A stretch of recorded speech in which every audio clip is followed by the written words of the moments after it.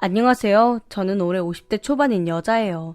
매일 듣기만 하다가 문득 내 사연도 한번 보내볼까 하는 생각이 들었어요. 그래서 익명이고 하니 괜찮을 수도 있겠다 싶어서 이렇게 제 이야기를 써봅니다. 사실 저는 40대 후반에 전 남편이랑 이혼했어요. 전 남편이랑은 20대 때 맞선으로 결혼했는데 20년이 넘는 세월을 부부로 살면서 크게 싸운 적이 없었죠. 그랬던 전 남편이랑 왜 이혼하게 되었냐고요? 그 이혼 사유는 바로 도박이었습니다. 아마 주변에서 그런 사람들 많을 거예요. 정년퇴직하고 나서 사업한 분들이요. 전 남편도 그런 사람 중 하나였죠.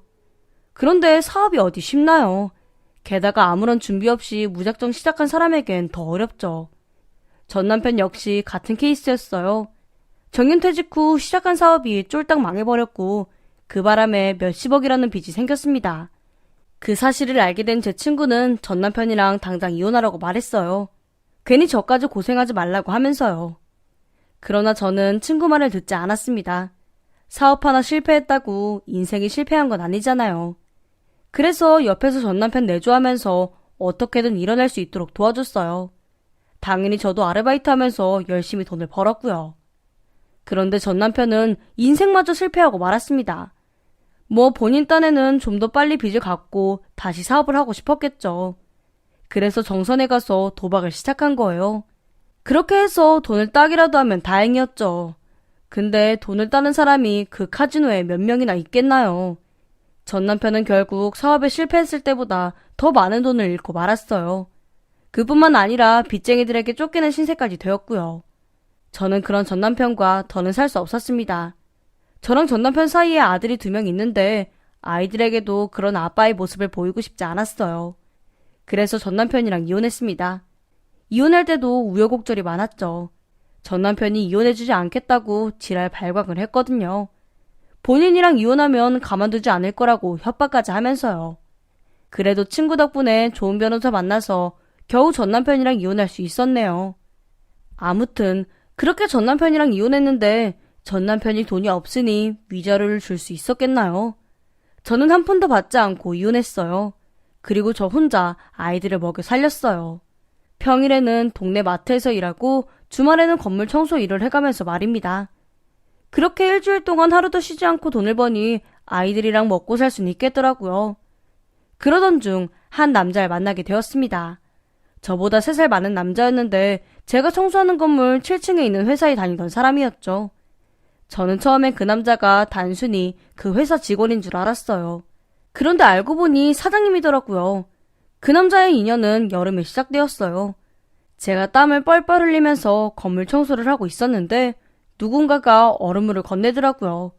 고개를 들어서 보니까 그 남자였죠. 저는 감사하다고 인사하면서 얼음물을 받았어요. 그런데 그날 이후부터 그 남자가 계속 저에게 얼음물을 주는 거예요. 계속 받기만 하니까 조금 미안해서 어느 날은 그랬습니다. 이제 안 주셔도 돼요. 마음만으로도 충분합니다. 왜요? 안 더우세요? 아니요. 받기만 하니까 죄송해서요. 제가 알아서 마실 테니까 더는 신경 쓰지 않으셔도 돼요. 저도 그러고 싶은데 자꾸만 신경이 쓰이네요. 그러니까 사용하지 말고 받으세요. 그리 말한 남자는 제 손에 얼음물을 쥐어주고는 사무실로 들어가 버렸어요. 그 모습을 보면서 참 특이하면서도 착한 사람이라고 생각했죠. 그리고 나서 일주일 후인가? 우연히 건물 복도에서 그 남자를 만났는데 그 남자가 대뜸 그러더라고요. 혹시 결혼하셨어요? 네? 왜요? 그런 건 왜 물어보세요? 결혼 안 했으면 같이 저녁 먹자고 하려고요. 그때 왠지 이상한 사람인 것 같아서 결혼했다고 했거든요. 그런데 같이 일하는 분에게 제가 이혼녀라는 말을 들었나 봐요. 며칠 후에 저한테 와서 그러더라고요. 이혼했다면서요? 근데 왜 거짓말했어요? 왠지 말해주기 싫어서요. 아무튼 다행이네요. 저도 마침 이혼남이거든요. 그런 의미로 같이 저녁 먹을래요? 싫다고 거절했더니 그날 이후부터 그 남자가 저를 졸기차게 쫓아다니기 시작했어요. 저에게 꽃다발도 선물해주고요. 듬직하고 외모도 나쁘지 않은 남자가 저랑 밥 한 번 먹겠다고 쫓아다니니 마음이 흔들리더라고요. 그래서 거절하다가 마음을 받고 저녁을 먹었죠. 그러면서 이런저런 대화를 나눴는데 그 남자에게는 아이가 없었어요. 그리고 전 부인이랑 이혼한 이유는 사치였습니다. 전 부인이 글쎄 명품을 사느라 한 달에 카드를 1,000만 원 넘게 긁었다네요.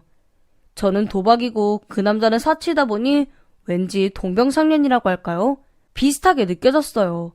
그래서 친하게 지내자고 했죠. 처음엔 그저 친구로서 지내려고 했는데 계속해서 만나다 보니까 진지한 만남을 가지게 되었습니다. 그렇게 연인이 된 남자친구와 반년 정도 만나다가 아이들에게도 소개해줬어요.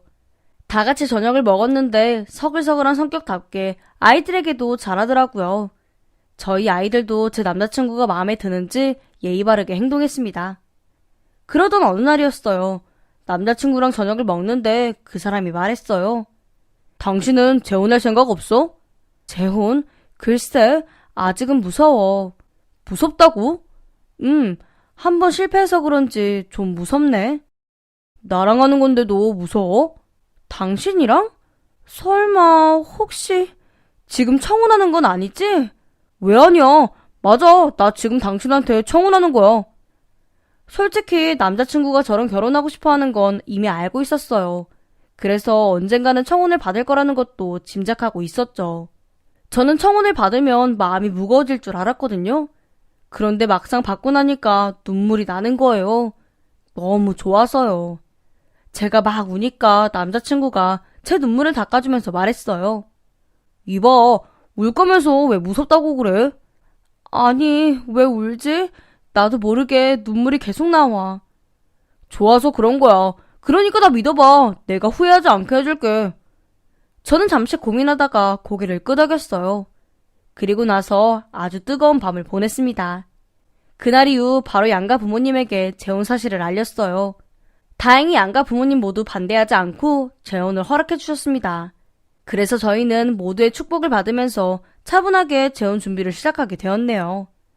제가 친정엄마랑 신혼가구를 알아보고 나서 집으로 돌아왔는데 어떤 외제차가 저희 집 대문 앞을 떡하니 막고 있더라고요. 그 차를 본 순간 당연히 화가 났죠. 그래서 대체 어떤 사람이야? 라는 생각으로 바로 전화를 걸었습니다. 저기요, 혹시 땡땡땡땡 차주 되시나요? 네, 그런데요? 아니, 남의 대문 앞에다가 차를 주차하시면 어째요? 당장 빼세요. 저 지금 그 집 바로 옆에 있는 카페에 있거든요? 그리로 오세요. 아니, 무슨 소리예요? 지금 차를 빼라니까요. 일부러 거기다가 댄 거니까 지금 바로 카페로 오라고요. 일부러? 그게 대체 무슨 소리예요? 나 강석현 씨 전부인 되는 사람이에요. 할 말 있으니까 카페로 와요.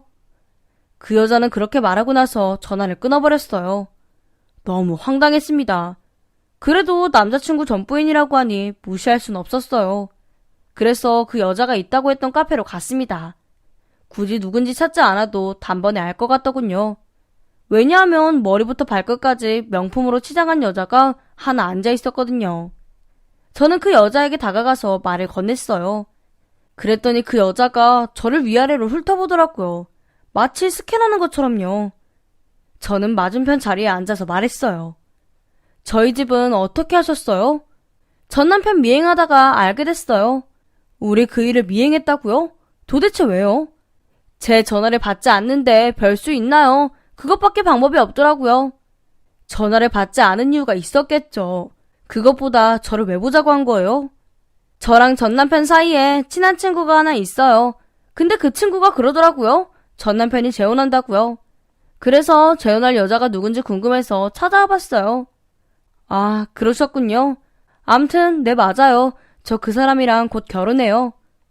제 말에 여자는 다시 한번 저를 위아래로 훑어봤어요. 그러면서 말을 이었죠.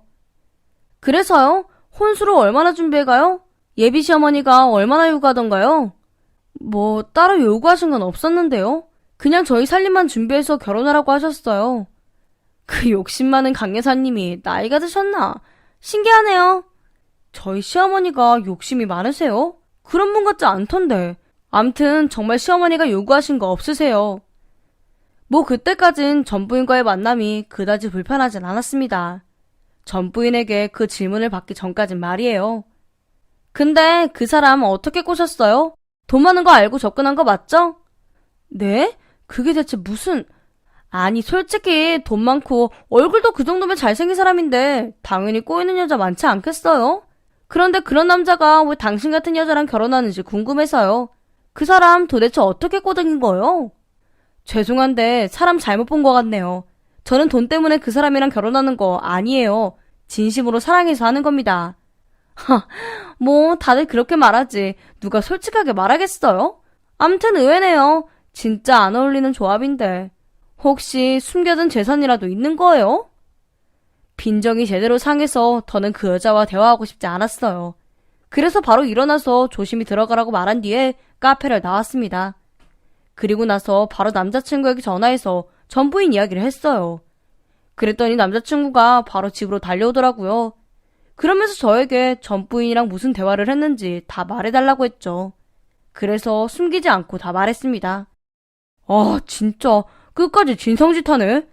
당신이 전화를 안 받아서 미행까지 했다던데? 새벽이든 밤이든 매일같이 전화하는데 받고 싶겠어? 그래서 아예 차단까지 했더니 이제 미행까지 해?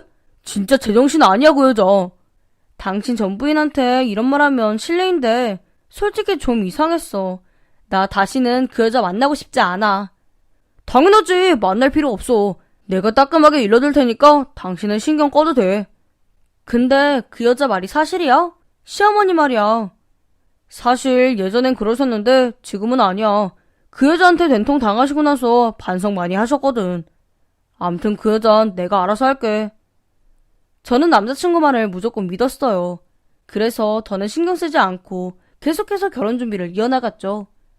그런데 그 전부인은 계속해서 제 남자친구에게 연락했어요. 차단하면 바로 번호를 바꿔서 다시 전화하는 것 같았습니다. 나중에 그 사실을 알게 된 시어머니가 직접 나서서 전부인에게 그만하라고 했는데도 소용없었고요. 그러던 중에 전부인이 또다시 저에게 전화해서 만나자고 했어요. 그때가 결혼을 일주일 정도 앞둔 때였는데 제가 싫다고 거절했더니 저희 집까지 찾아와서 문을 두드렸어요. 도대체 왜 이러세요? 만나기 싫다고 했잖아요. 나는 만나고 싶다고. 그러니까 시간 좀 내달라고요. 도대체 무슨 할 말이 있어서 이러는 거예요? 전부인은 다짜고짜 집으로 들어오더니 거실 소파에 앉아서 뻔뻔하게 커피를 달라고 했죠. 그렇지만 저는 아랑곳하지 않고 할 말만 하고 가라고 했습니다. 그러자 전부인이 말하더군요. 나 그 사람이랑 다시 시작할 거예요. 그게 대체 무슨 소리예요? 저희 일주일 후에 결혼해요. 진짜 제정신이에요? 우리 서로 미워해서 헤어진 거 아니에요. 내가 그땐 잠시 제정신이 아니었어요. 이유를 알 수 없는 불안감 때문에 이것저것 좀 많이 샀는데. 암튼 나 이제 안 그래요. 다시 제정신 돌아왔고 그 사람이랑 다시 시작할 거예요. 그쪽이 그렇다고 하면 우리 그이가 그렇게 한대요? 이제 그 남자 제 남자예요. 그러니까 더 미련 떨지 말고 다른 남자 만나세요. 제 말이 끝나기가 무섭게 전부인은 제 뺨을 때렸어요. 그러면서 반드시 저에게서 그 사람을 뺏을 거라고 소리쳤죠. 저는 그런 전부인을 억지로 집에서 쫓아냈어요. 그리고 나서 당연히 남자친구에게 모든 사실을 말했습니다. 제 애인은 미안하다고 하면서 다시는 이런 일이 없게 하겠다고 말했어요. 저는 그런 애인에게 처음으로 화를 냈어요. 다시 한번 전부인이 나를 찾아오면 그땐 결혼을 다시 생각하겠다고요. 그랬더니 애인이 마지막으로 자기를 믿어달라고 하더라고요. 반신반의했지만 그 사람을 한 번 더 믿어보기로 했습니다. 그런데 진짜로 전부인이 더는 저에게 연락하지 않는 거예요. 그 사람에게도 연락하지 않았고요. 그래서 도대체 어떻게 한 거냐고 물었더니 본인이 알아듣게 잘 타일렀다고 하더라고요. 알아듣게 타이른다고 말을 들을 여자는 아닌 것 같았지만 그렇다고 하니 그냥 넘어갔습니다. 아무튼 그렇게 전부인 일은 무사히 넘어갔고 저희는 무사히 결혼식을 치렀어요. 사실 결혼식 때도 조마조마해서 혼났어요. 혹시 전부인이 찾아와서 난동을 부릴까 봐서요. 그런데 다행히 모습을 보이지 않더군요. 저희는 결혼식을 마치고 제주도로 신혼여행을 갔습니다. 사실 유럽으로 길게 다녀오고 싶었는데 시기가 시기인지라 제주도로 만족해야 했죠. 그래도 사랑하는 남자랑 와서 그런지 마냥 행복하고 좋더군요. 저희 부부는 제주도에서 즐거운 시간을 보냈어요. 그리고 나서 저녁을 먹고 호텔로 향했죠. 남편이 호텔 예약은 본인이 할 테니까 신경 쓰지 말라고 했거든요. 그래서 남편에게 모두 맡겼는데 글쎄 저를 위해서 스위트룸을 예약했지 뭐예요. 제 인생의 스위트룸은 그때가 처음이었어요. 삐까뻔쩍한 스위트룸을 보면서 속으로 생각했습니다. 다음에는 꼭 아이들이랑 같이 오겠다고요. 그렇게 저는 남편과 멋진 스위트룸에서 멋진 시간을 보냈어요. 그리고 나서 욕실에 들어가 샤워를 했죠. 그리고 이날을 위해 준비한 속옷도 갖춰 입었어요. 샤워를 마치고 나오니 먼저 씻은 남편이 저를 위해서 와인을 준비했더라고요. 저는 남편과 와인을 한잔한 후에 바로 침대로 갔어요. 그리고 첫날 밤을 보내려고 했습니다. 그런데 무드를 잡으면서 옷을 벗던 남편이 갑자기 엉덩이 부분을 손으로 잡으면서 인상을 찌푸리는 거예요. 왜 그래? 어디 아파? 아니야, 긴장해서 그런가 봐. 우리 진짜 첫날 밤도 아닌데 뭘 긴장해. 그래도 부부로 맞이하는 첫날 밤이잖아. 긴장하지 않을 수가 없지. 속으로 귀여운 남자라고 생각하면서 다시 첫날 밤 분위기에 젖어드는데 남편이 다시 엉덩이를 손으로 잡으면서 얼굴을 찌푸리는 겁니다. 당신 진짜 어디 아픈 거 아니야? 응? 아니야. 아무것도. 그게 아닌데? 혹시 어디 다쳤어? 아니야. 나 괜찮다니까. 남편은 분명 아픈 것 같았는데 왠지 저에게 그 사실을 숨기고 싶어 했어요. 그런 남편을 보면서 이상하다고 생각했습니다. 그래서 제가 말했습니다. 바지 좀 벗어보라고요. 그랬더니 한사코 벗으려고 하지 않는 거예요. 그때 제가 모르는 무언가가 있다고 확신했어요. 그래서 1층 로비로 전화해서 가위 좀 가져다 달라고 요청했습니다. 당신 뭐야? 그 가위로 뭐라게? 뭐라긴 벗지 않으면 찢으려고. 뭐? 내 바지를 찢는다고? 바지 찢기는 거 싫어? 그럼 벗어봐. 어디가 얼마나 다쳤는지 좀 보게. 싫다고 했잖아. 아무렇지 않다니까. 대체 왜 이래? 당신이야말로 왜 이래? 나한테 숨기는 거 있지? 솔직하게 말해봐. 제 말에 전곡을 찔렸는지 남편은 입을 다물었어요.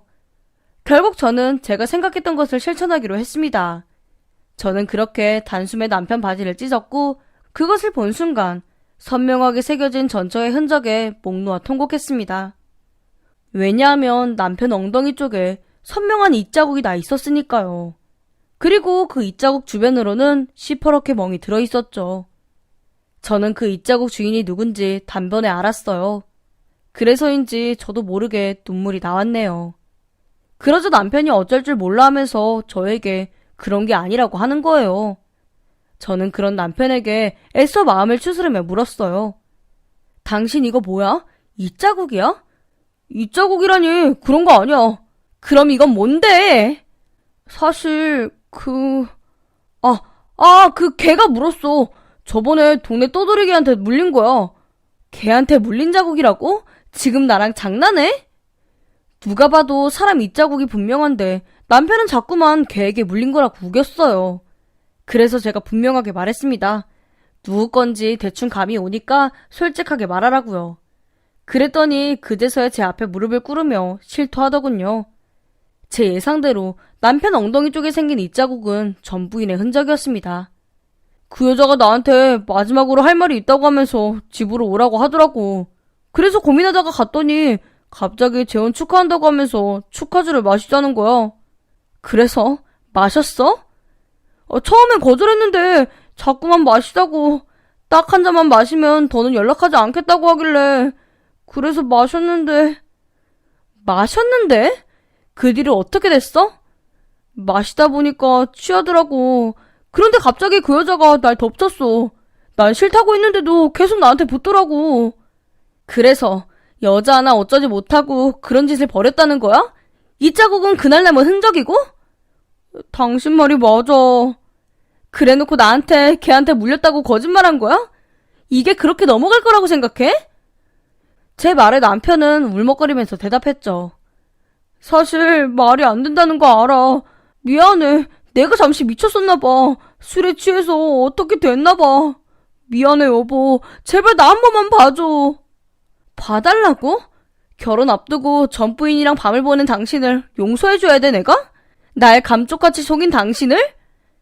제가 그리 말하자 남편이 울면서 싹싹 빌었지만 저는 그런 남편의 얼굴도 보고 싶지 않았습니다. 그래서 바로 짐을 챙겨서 호텔을 나왔어요. 그리고 다른 호텔에 방을 잡고 거기서 하루를 묵었습니다.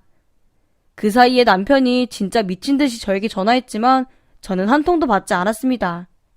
그리고 나서 새벽에 일어나 첫 비행기를 타고 서울로 올라왔어요. 그리고 신혼집이 아닌 친정으로 갔습니다. 친정 부모님은 엄청 놀라셨어요. 제가 갑자기 이른 아침에 들이닥치니 당황해 하시면서 무슨 일인지 물으셨죠. 아니, 왜 지금 와? 무슨 일이 있는 거야? 엄마, 나 이혼해야 할 것 같아. 이혼이라니? 왜? 그게 대체 무슨 소리야? 친정엄마가 펄쩍 뛰시면서 이유를 물어보시길래 모든 사실을 있는 그대로 말씀드렸어요. 그랬더니 아연실색하시면서 당장 남편이랑 그 상간녀에게 소송 걸라고 하셨죠. 그리고 친정아빠는 바로 남편에게 전화해서 서울 올라오는 대로 친정으로 오라고 하셨습니다. 남편은 친정아빠 전화를 받고 나서 4시간 후에 친정으로 왔어요. 아무래도 전화 받자마자 비행기 타고 온 것 같았네요. 남편은 친정 부모님을 보자마자 바로 무릎을 꿇으면서 죽을 죄를 지었다고 말했어요. 그러자 저희 친정엄마가 대답했죠. 자네, 죽을 죄인 건 알고 있나? 알면서도 그런 짓거리를 한 거야? 정말 너무 죄송합니다. 제가 술 때문에 그만. 술 핑계 대지 말게. 아무리 그래도 모든 사람이 다 술 먹고 그렇게 하진 않아. 지금 어디서 술 타령이야? 죄송합니다. 제발 한 번만 용서를. 용서? 내 딸 눈에서 눈물 빼놓고 용서? 당장 정리해! 친정엄마의 외침에 남편이 무릎으로 기어와 친정엄마 바지가랑이를 붙잡았어요. 그리고 저를 진심으로 사랑한다고 제발 용서해달라고 빌더군요. 남편의 그 말에 화가 머리 꼭대기까지 난 친정아빠가 남편 멱살을 잡으며 말했습니다. 너 지금 뭐라고 했어? 사랑? 내 딸을 사랑해서 전 부인이랑 그런 짓을 해? 우리 딸이 우스워? 우리 집이 우습나? 아닙니다. 저 정말 아내를 진심으로 사랑... 헛소리 집어치워! 당장 변호사 구해서 소송할 거니까 그렇게 하라. 그리고 당장 이 집에서 나가. 친정아빠는 소리치며 남편을 집에서 내쫓았어요.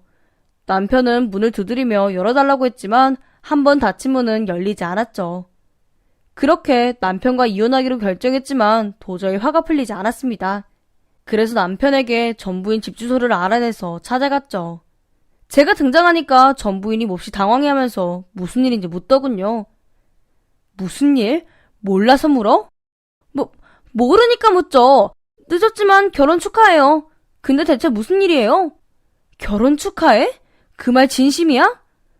뭐예요 갑자기? 왜 찾아와서 시비해요? 너 내 남편이랑 무슨 짓 했니? 무슨 짓을 하긴 누가? 나한테 남편이랑 다시 시작할 거라고 큰소리 치더니 기어이 그런 거야? 남의 남자 뺏으니까 이제 만족하니? 제가 그렇게 물었더니 전부인 눈빛이 갑자기 달라졌어요. 누가 네 남자야? 그 사람은 처음부터 내 남자였어. 이제야 본 모습이 나오네. 꼭 그렇게까지 해야 했니? 꼭 굳이 그렇게 남의 가정을 파탄내야 속이 시원해? 시원하지. 아주 고소해. 너도 똑똑히 봤지? 그 남자는 나한테서 못 벗어나. 영원히 내 거야. 너 진짜 미친 것 같다. 너 위해서 하는 말인데 병원에 가서 치료받아. 너 제정신 아니야. 제가 그 말을 내뱉는 순간 전부인이 소리치면서 저에게 달려들었어요. 그리고 제 머리채를 잡았죠. 사실 전부인 같은 사람은 한 주먹거리도 안 됐습니다. 마음만 먹으면 얼마든지 제압할 수 있었어요. 하지만 일부러 당해졌어요. 쌍방가실이 되지 않기 위해서 말이에요. 그런 제 속내도 모른 채 전부인은 저를 비웃으며 제 뺨까지 쳤어요. 저는 그런 전부인 집에서 나오자마자 바로 병원으로 갔습니다. 그리고 진단서를 끊고 나서 경찰서로 가서 고소장을 작성했죠. 당연히 다음날에 이혼소송과 상간녀 소송도 진행했고요. 나중에 제가 이혼소송을 진행했다는 사실을 알게 된 남편이 저에게 전화해서 용서를 빌었어요. 여전히 저를 사랑한다고 하면서요. 하지만 저는 듣지도 않고 바로 끊어버렸습니다. 그리고 나서 며칠 후에 남편 전부인도 저에게 전화했어요. 폭행죄랑 상간녀 소송? 이게 다 뭐예요?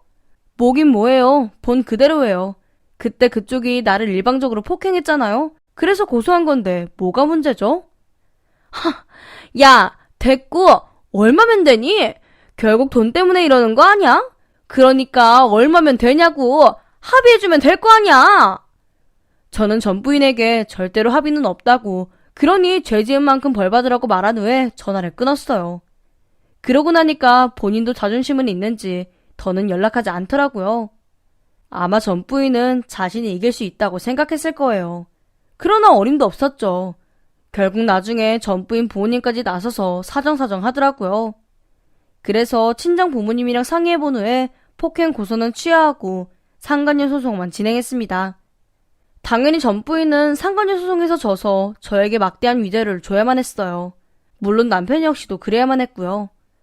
이런 일들이 있고 나서 저는 아이들이랑 함께 지방으로 이사를 왔어요. 인생을 새롭게 다시 시작할 생각으로 말이죠. 이혼 소송 끝나고 나서 마음이 많이 좋지 않았는데 저를 위로해준 아이들 덕분에 요즘은 편안해졌어요. 그래서 전 부인이랑 전 남편에게 받은 위자료로 가게를 시작하려고 준비 중이에요. 제가 예전부터 손맛이 좋다는 소리를 많이 들었거든요. 그래서 작은 분식집을 운영해볼 생각입니다. 사실 사연을 보내기까지 고민이 많았는데 보내니까 속이 더 후련해지는 것 같네요.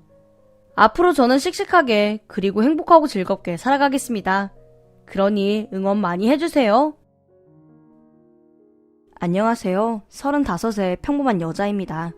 여기서 사연을 들을 때마다 우리 주변에는 기적 같은 일도 많이 일어나고 슬픈 일도 일어난다고 공감을 했었는데요. 저도 많은 사연을 들으며 용기를 내어 저의 이야기를 들려드리고자 사연을 신청합니다. 저는 작은 카페를 운영하는 바리스타였어요. 제가 엄청 예쁘진 않지만 감사하게도 많은 남성분들이 구애를 해주시곤 했답니다.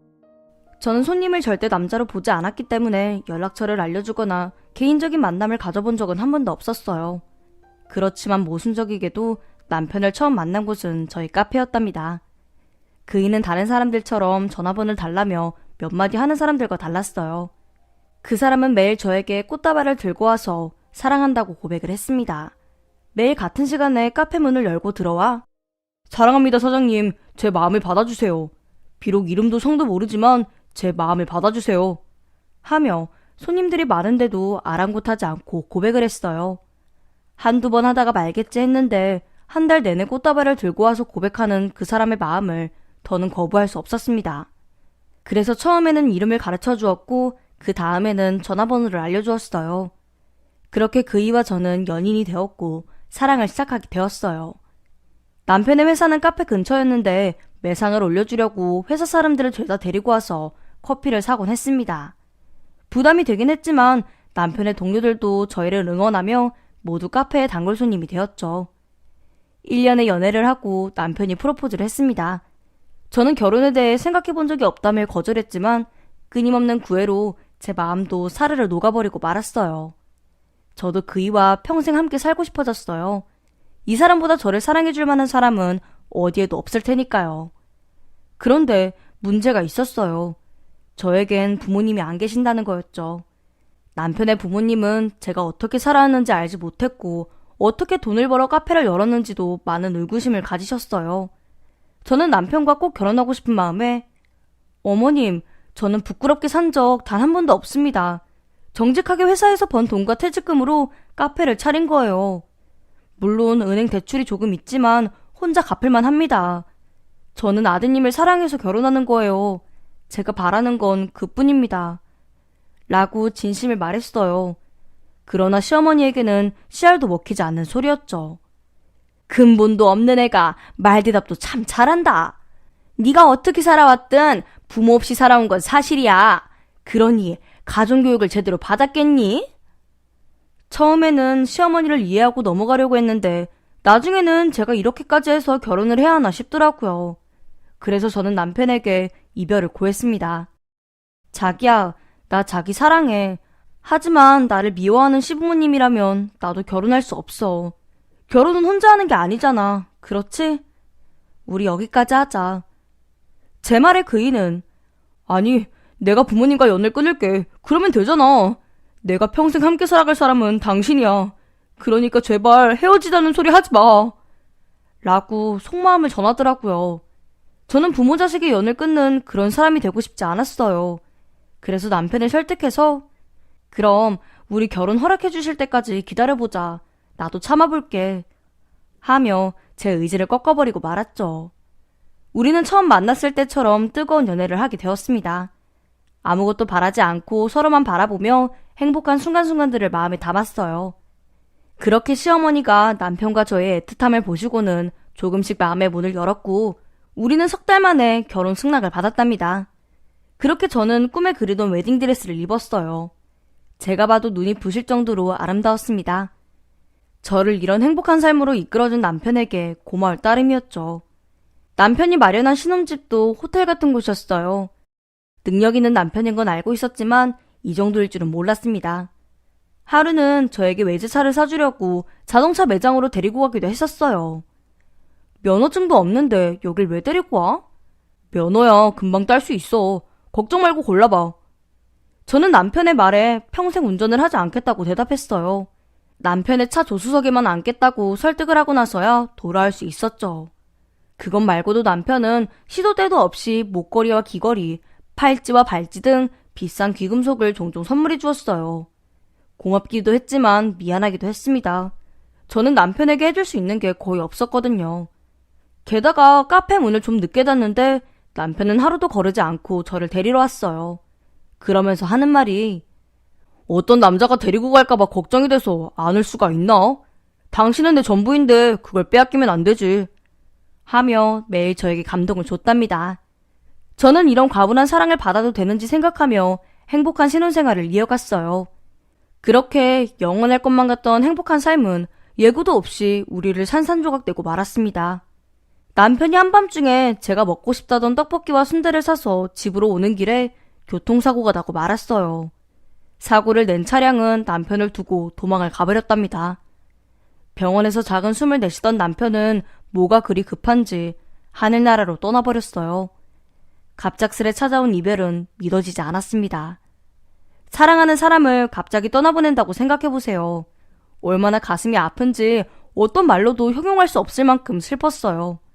시부모님은 슬픔에 잠겨있다가 모든 감정이 분노로 바뀌어 저를 공격했습니다. 시부모님은 너 때문이야. 너랑은 결혼시키면 안 되는 거였어. 네가 내 아들을 잡아먹은 거야. 하며 제 뺨을 때리셨어요. 몰려든 조문객들은 시어머니를 말리면서도 저에 대한 증오심 어린 눈빛은 사그라지지 않았습니다. 저는 남편의 장례식장에서 죄인이었어요. 저는 속으로 왜 늦은 밤에 분식을 먹고 싶다고 말한 건지 후회를 해봤지만 어떤 후회도 그 사람을 살릴 방법은 없었습니다. 저는 남편을 따라갈 생각을 하며 하루하루를 보냈어요. 그런데 그게 제 마음대로 되지 않더라고요. 남편은 떠났는데도 늘 제 곁을 맴돌았어요. 그의 모습은 늘 처음 봤을 때처럼 멋있는 남자였죠. 그의 환상은 꽤 오랫동안 제 눈앞에 서성거렸어요. 저는 미친 여자처럼 아니 미친 여자가 되었고 하루 종일 남편과 대화를 했답니다. 여보, 지난번에 사온 분식 어디서 사온 거야? 아, 거기? 우리 거기 가서 떡볶이랑 순대 먹을까? 그래, 여보. 손잡고 가야지. 왜 그냥 가려고 해? 이렇게 혼자서 중얼중얼거리며 하루를 보냈답니다. 주위에서는 저를 안타깝게 보는 사람들도 있었고 벌을 받은 거라고 손가락질을 하는 사람들도 많았습니다. 맞아요. 남편은 저 때문에 죽은 거니까요. 그래도 산 사람은 살아야 한다며 평소 친하게 지내던 옆집 언니가 저를 병원에 데려다 주었어요. 그렇게 상담을 받고 약을 먹으며 서서히 남편과 멀어지게 되었습니다. 남편이 눈에 보이지 않고 남편의 목소리가 더 이상 들리지 않자 너무 허전하고 외로웠어요. 눈을 감고 일어나면 저도 남편 곁으로 갔으면 하는 바람을 가졌습니다. 그런데 세상은 제 마음대로 살 수 있는 게 아니었어요. 텅 빈 집에 홀로 남은 제가 너무 미웠습니다. 제 몸은 뼈가 앙상하도록 말라갔고 생각 또한 좁아졌어요. 그래서 사는 것과 죽는 것에 대해서만 생각을 했고 먹는 것과 입는 것에 대해서는 생각이 들지 않았죠. 꾸준히 약을 먹으며 무너진 가슴을 일으키려고 애를 썼습니다. 남편이 지금 제 모습을 보고 얼마나 슬퍼할지만 생각했고 그 힘으로 일어섰습니다. 그렇게 몇 달 뒤 저에게 온 남편의 유산은 모두 시댁에 전해드리고 저는 몸만 나와서 다른 지역으로 이사를 갔습니다. 아무에게도 알리지 않고 말이에요. 다신 사랑 같은 건 하지 않겠다고 다짐하고 열심히 일해서 먹고 살 걱정만 하기로 했습니다. 그렇게 작은 원룸을 구해서 다시 평범한 삶으로 돌아왔어요. 저는 카페에 취직했습니다. 하고 싶은 게 커피를 만드는 일 말고는 없었거든요. 그렇게 카페와 집만 오가며 시간을 보냈어요. 그리고 제 의지와는 상관없이 카페에 오는 남자 손님들의 구애가 시작됐습니다. 전 역시나 모두 거절했죠. 그리고 남편이 지켜보고 있는 기분이 들었어요. 보이진 않았지만 늘 그이가 모든 순간을 함께하고 있다는 게 느껴졌었거든요. 아직도 그 일을 잊으려면 많은 시간이 걸릴 것 같았습니다. 시간이 가는 줄 모르게 생각 없이 살았어요. 빈 껍데기만 남은 것처럼요. 1년의 시간을 그렇게 보냈습니다.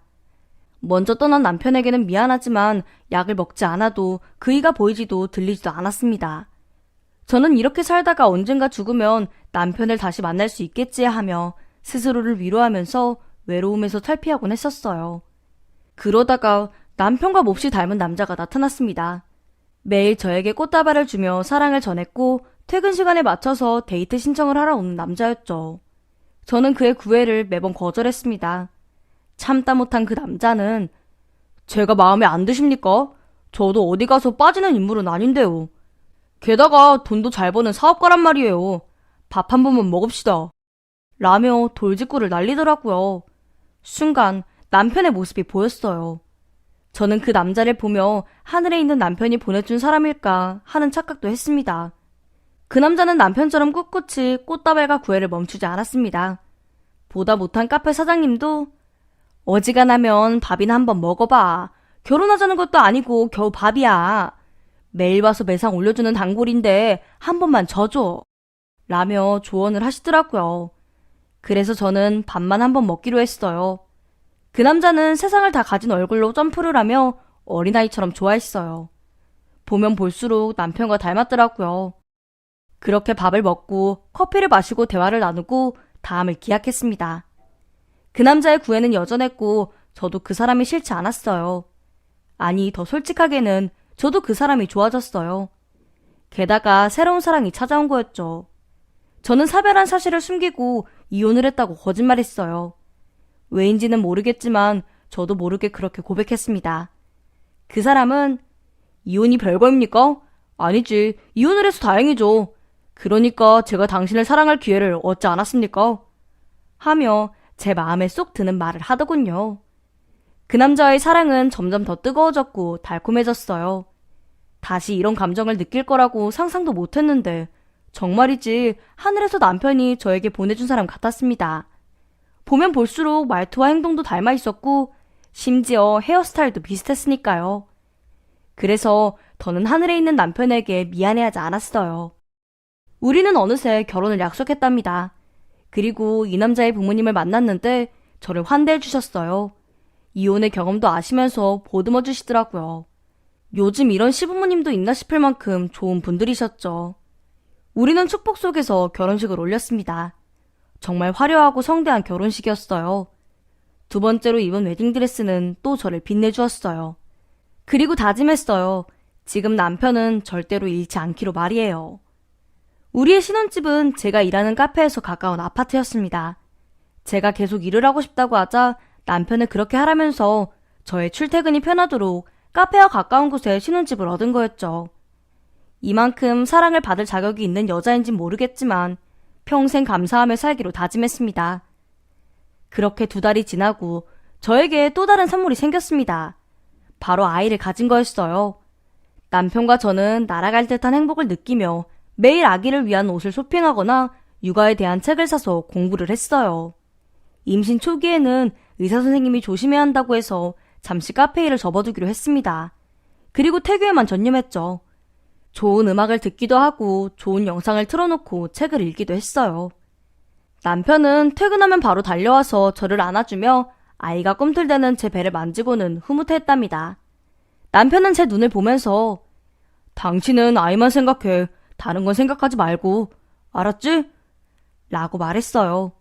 그러면서 제가 원하는 건 뭐든지 들어준다는 겁니다. 그래서 저는 내 곁에서 떠나지 마. 난 당신하고 아이만 있으면 되니까. 무슨 일이 있어도 날 떠나지 마. 라고 말해줬죠. 그이는 제가 자고 있을 때도 뜬 눈으로 밤을 새우곤 했습니다. 아플까봐, 배고파서 깰까봐 24시간을 노심초사했어요. 그이는 부부관계도 하지 않았어요. 또 자기 잠버릇이 심하다고 침대에서 저를 찰까봐 함께 자지도 않았죠. 세상에 이런 남자가 또 있을 줄 알았겠어요? 전 행복에 겨워 하루하루가 눈물이 날 지경이었습니다. 그러던 어느 밤에 제가 잠에서 깨어났는데 남편이 저를 지켜보고 있더라고요. 그리고 제가 잠결에 떡볶이가 먹고 싶다고 말해버린 거예요. 그이는 두 번 묻지도 않고 밖으로 달려나갔어요. 저는 정신을 차리고 남편에게 전화를 걸었습니다. 돌아오라고 말하려고요. 전처럼 사고가 날까봐 무서웠어요. 그런데 남편은 휴대폰과 차 열쇠를 모두 두고 나가서 연락을 할 수가 없었네요. 저는 미안한 마음에 남편이 올 때까지 앉아서 기다리기로 했어요. 거실에 불을 켜고 남편과 함께 산 아이의 인형이 든 상자를 열어봤습니다. 그리고 인형을 꺼내서 하나하나 만지작거리며 미소를 지었어요. 그렇게 꺼내고 바닥에 드러나자 낯익은 작은 인형 하나가 저를 놀라게 했습니다.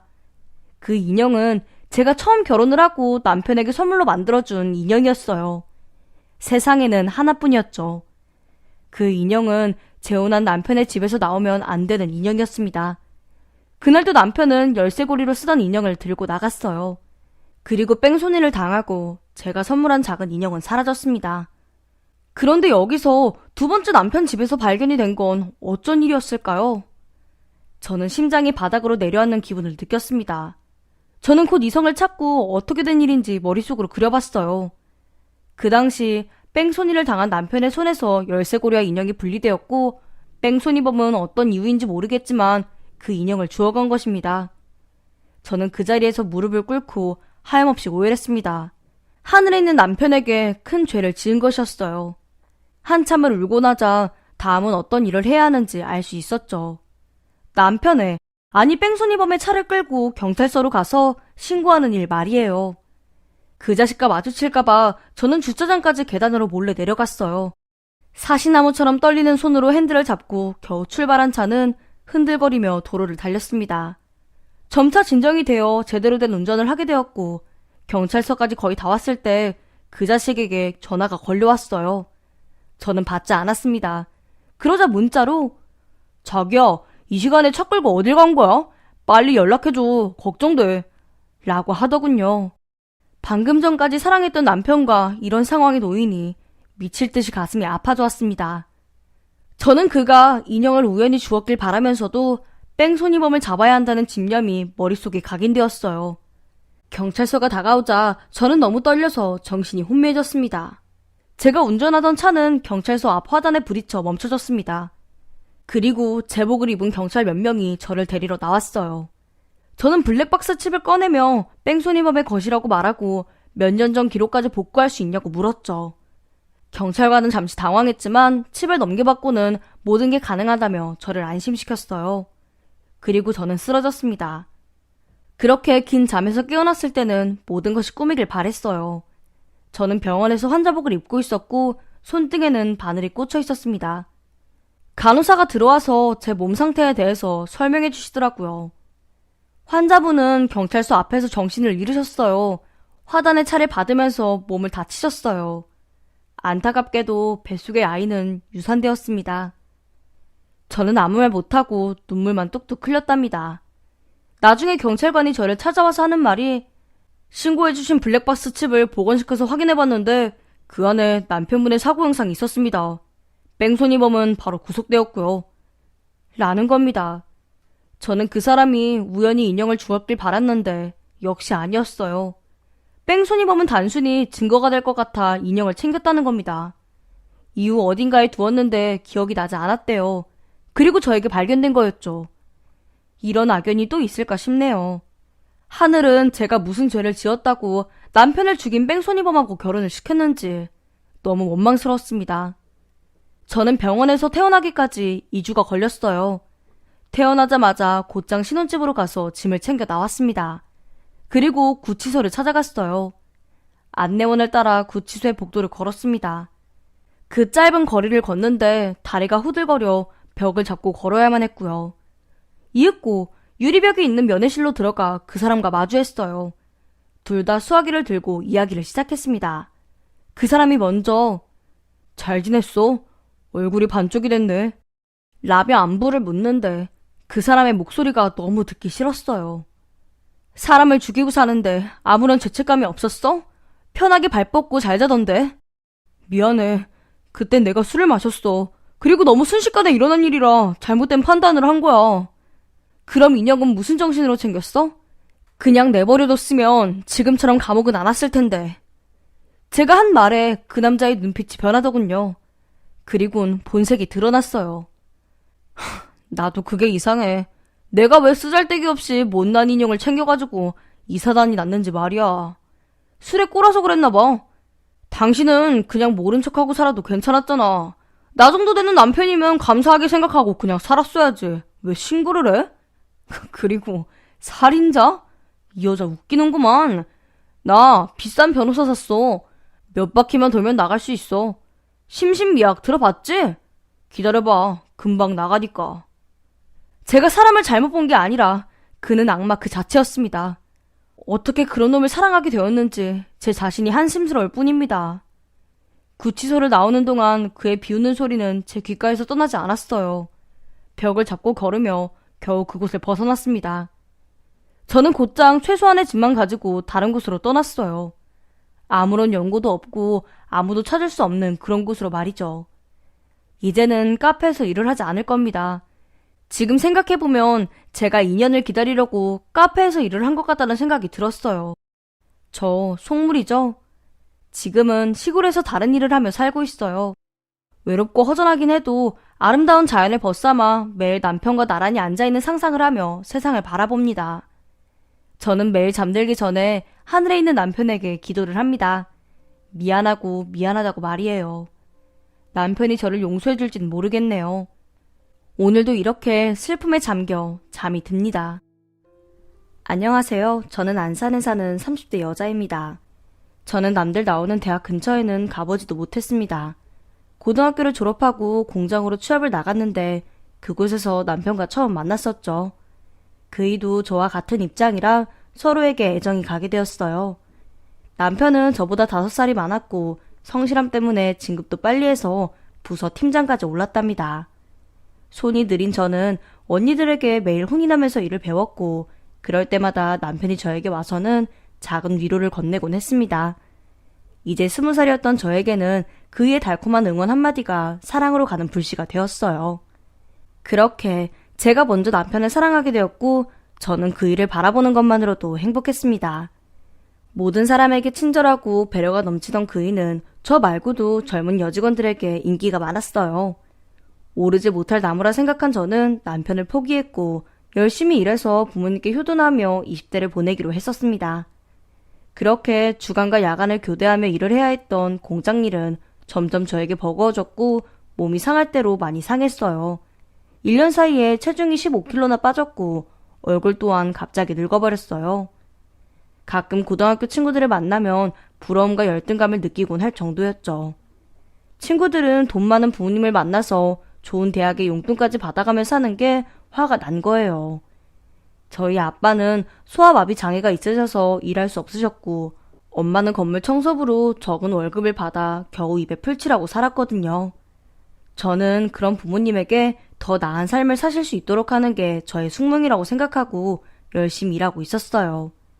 그렇게 주임이 되고 대리가 되었을 때는 월급이 오른다는 사실에 너무 기뻤답니다. 어릴 적 먹고 싶은 걸 참고 살았던 시절은 이제 추억 속으로 사라지게 된 것이죠. 제가 버는 돈 대부분은 부모님의 노후자금으로 적금이 들어갔어요. 저에겐 부모님이 한없이 소중했기 때문에 하나도 아깝지 않았습니다. 그렇게 제 나이는 30이 되었고 주변에서 결혼하는 친구들이 넘쳐나기 시작했습니다. 결혼식장을 가면 저도 웨딩드레스가 그렇게 탐이 났어요. 제가 입어도 친구들처럼 아름다울지 지금처럼 볼품없을지 궁금했거든요. 아직 남자 한 번 사귀어본 적도 없었는데 결혼을 상상하는 제가 웃기기도 했었죠. 그러던 어느 날 남편이 저에게 밥을 먹자고 하는 겁니다. 저는 그 일을 좋아했던 날들을 생각하며 이번이 기회라고 생각했어요.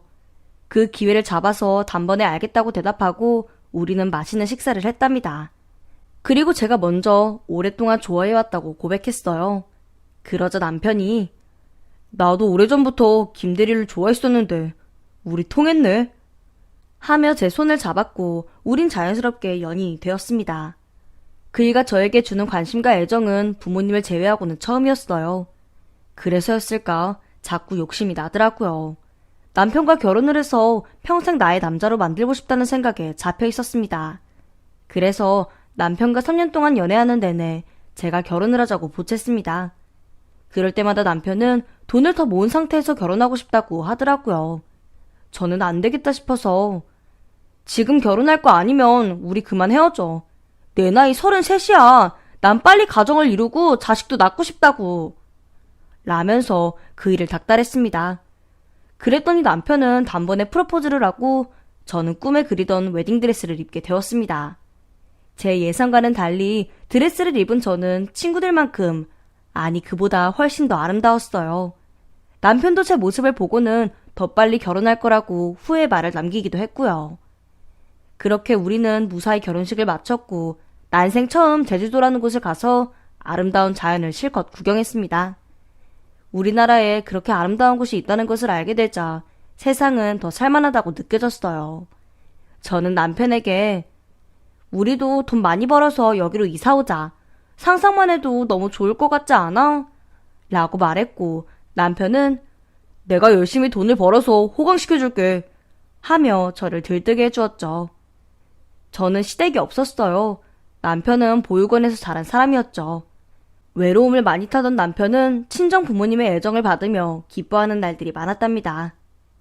박서방, 우리가 자네 부모가 될 자격이 있을지 모르겠지만 우린 언제나 자네를 환영할 거야. 우리 딸과 결혼해줘서 고맙네. 비록 가진 건 없지만 줄 수 있는 건 다 줄 것이네. 저희 부모님의 말씀에 감동의 눈물을 쏟는 걸 보며 정말 순수하고 착한 사람과 결혼했다는 것에 감사했습니다. 저에겐 최고의 남편이었고 최고의 친구였습니다. 시간은 흐르고 남편과 저는 꽤 많은 돈을 모았습니다. 여유가 생긴 삶에 이제는 아이를 가져도 되겠다고 생각했죠. 그런데 남편의 생각은 저와 달랐습니다. 아이를 꼭 가져야 해? 난 사실 모르겠어. 부모라는 존재가 되는 게 낯설고 어렵기만 하고 내가 그 사랑을 받아보지 못해서 아이를 사랑할 수 있을지 의문이 들어. 남편의 말이 전혀 이해되지 않는 건 아니었어요. 그이는 버림을 받았으니까요. 저는 그이를 설득하려고 당신 정도면 훌륭한 아버지가 될 수 있을 거야. 나도 남들처럼 예쁜 자식이 생겼으면 좋겠어. 라고 했습니다. 좋아, 긍정적으로 생각해볼게. 그런 부모가 되려면 우리도 자리를 잡아야 하지 않겠어? 우리 지금까지 모은 돈으로 사업을 해보는 건 어때? 저는 남편의 갑작스러운 제안에 당황했습니다. 무슨 사업이냐고 물었더니 게임 사업이라며 절대로 실패할 일이 없다고 자신만만했어요. 게다가 저는 일을 하지 말고 집에서 놀라고 하더라고요. 가장으로서 책임지겠다는 남편의 말에 넘어간 저는 그렇게 하기로 했답니다. 하지만 사업을 시작하고 석 달 뒤 일은 벌어지고 말았어요. 여태껏 모은 돈을 다 까먹고 말았던 거죠. 저는 남편에게 사업은 그냥 접고 다시 직장을 다니자고 제안했어요. 그런데 그이가 지금 사업이 주저앉은 이유는 하나야. 자금 부족. 그게 해결되면 얼마든지 성공할 수 있어. 어디 돈 좀 끌어올 데가 없을까? 장모님이 가진 돈 좀 없으실까? 그 말에 저는 화를 냈습니다. 당신 너무하는 거 아니야? 아무리 돈이 없어도 그렇지 우리 엄마처럼 힘들게 사시는 분한테 돈을 달라 그래? 제 말을 알아들을 줄 알았던 남편은 아무렇지도 않게 자기가 노후자금이라고 돈 많이 해드렸다며 그 돈 쥐고 있으면 뭐 할 거야? 내가 불려준다고 하고 잠깐 빌리자. 당신 나 못 믿어? 이러는 거예요. 저는 절대로 친정 부모님 돈은 건들지 말라고 언성을 높였고 남편도 그제야 알았다며 수긍하는 것 같았어요. 그런데 며칠 뒤 남편은 저에게 한마디 상의도 없이 엄마를 찾아가 돈을 빌렸습니다. 사위가 사업자금이 모자라다는데 아까워서 안 주실 엄마가 아니었죠. 저는 너무 화가 나서 남편 사무실로 찾아갔더니 3명의 직원들과 열심히 프로그램을 만들고 있더군요. 여보 왔어? 지금 개발 단계니까 조금만 기다려줘. 장모님 돈은 정말 미안해. 내가 매일 밤을 새워서라도 이 사업 성공시킬 테니까 조금만 기다려주라. 미안해. 화는 났지만 직원들도 있어서 아무 말도 못하고 집으로 돌아왔습니다. 남편은 1년 안에 꼭 성공시키겠다고 약속했어요. 엄마의 돈도 10배로 돌려준다면서 말이죠. 그러니 어떻게 믿지 않겠습니까? 미워도 제 남편이고 화가 나도 제 남편인데 믿을 수밖에 없었습니다. 나중에 저희 엄마는 요양원에서 일하는 간병인을 하셨어요. 뼈가 빠지게 노인들을 돌보다 보니 정작 자신의 몸은 제대로 돌보지 못해서 병이 커지고 말았답니다. 허리 디스크는 당장 수술해야 할 정도로 심했고 무릎 연골도 주저앉아서 인공 연골을 삽입하는 수술까지 해야 했습니다. 저는 고생만 하며 살아온 엄마의 초췌한 모습을 보며 슬픔에 젖어 눈물만 계속 흘렀어요. 그때 남편은 바쁘다는 핑계로 사무실에서 먹고 자고 했습니다. 제가 엄마의 상태를 알렸는데도 나타나지 않았어요. 처음에는 괘씸하게 생각했는데 친정 엄마가 하는 말이 부모의 사랑을 못 받아서 그런 거야. 우리가 박서방을 이해 못하듯이 박서방은 우리를 이해하지 못하는 거야. 조금만 기다려보면 나를 엄마로 생각할지도 모르지. 기다려보도록 하자. 라고 하면서 제 남편의 편을 들어주셨어요. 하지만 얼마 지나지 않아 문제가 생겼습니다. 바로 병원비였죠. 저희 부모님은 보험료 내는 걸 아까워하셔서 진작에 보험을 해지하셨습니다. 저는 그 말을 듣고 다시 한번 무너지고 말았어요. 당장 남편의 사무실로 달려가 엄마의 상태를 알리고 돈이 필요하다고 말했더니 남편은 내가 그런 돈이 어딨어. 자금이 회수되려면 못해도 1년은 더 걸릴 것 같아.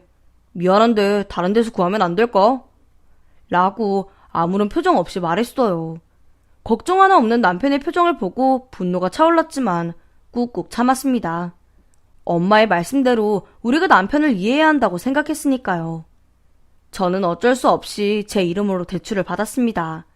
은행 대출이 되지 않아서 일수를 쓰게 되었죠. 그렇게 겨우 엄마를 수술시킬 수 있었고 다행히 2~3달 입원 치료를 받으시면 괜찮아지실 거라고 했습니다. 제 남편은 수술날 한 번 오고는 다시 오지 않았어요. 바쁘다는 핑계를 대면서 말이죠. 저는 대출금을 갚기 위해 식당에서 서빙을 하고 있었고 밤에는 대리운전까지 해야 했답니다. 그런데도 빚은 끝이 없었고 자꾸 불어나는 것 같았어요. 힘든 시간이 저를 괴롭혔지만 미래를 생각하며 견뎌내기로 했습니다. 그런데 시간이 지나도 남편의 회사는 이러실 생각을 못했고 돈만 까먹는 가치없는 회사가 되어버렸어요. 당장 사무실을 접고 보증금이라도 건져서 빚을 갚자고 했는데 남편은 도통 제 말을 듣지 않더군요. 그리고 집에 들어오지 않는 날은 더 늘어났습니다. 저는 몸이 부서져라 일만 하는데 남편은 팔자 좋게 돈도 안 되는 사업을 밀어붙이고 있으니 열불이 날 수밖에요. 전 새벽에 대리운전을 끝내면 집 앞 공원에서 맑은 공기를 마시며 마음을 가라앉혔어요. 제가 어쩌다 저런 남편을 만나게 되었는지 후회가 되면서도 제가 아니면 보살펴줄 사람이 없다는 걸 알기에 모든 걸 용서하고 이해하기로 했네요. 그리고 제 몸이 부서져도 빚은 제가 다 갚겠다고 다짐했고 남편을 뒷바라지할 수 있도록 노력하겠다고 마음속으로 되뇌었어요. 그런 마음을 가슴에 품고 공원 벤치에서 일어나 집으로 향해 걸어가는데 남편이 낯선 여자와 외제차 안에 있는 게 보였습니다. 처음에는 잘못 봤겠지 하는 생각으로 다시 봤는데 분명히 제 남편이었어요. 옆에는 젊고 예쁜 여자가 앉아 있었습니다. 이게 무슨 상황인지 궁금해서 차 유리창에 노크를 했더니 당황한 남편은 바로 차에서 내리며 해명을 시작했습니다. 여보, 여긴 어쩐 일이야? 하며 떨리는 목소리로 대답했어요. 저는 지금 상황이 궁금해서 따져 물었죠. 지금 이 외제차는 뭐고 차 안에 젊은 여자는 뭐야? 그랬더니 나 대리운전하고 있어. 회사 운영비가 부족해서. 그제야 저는 상황이 이해되었습니다. 그렇게 상황이 안 좋아? 나한테 말을 하지 그랬어. 당신은 어느 대리운전 회사야? 라면서 남편의 손을 잡았더니 여기저기서 하고 있어. 라며 둘러댔습니다.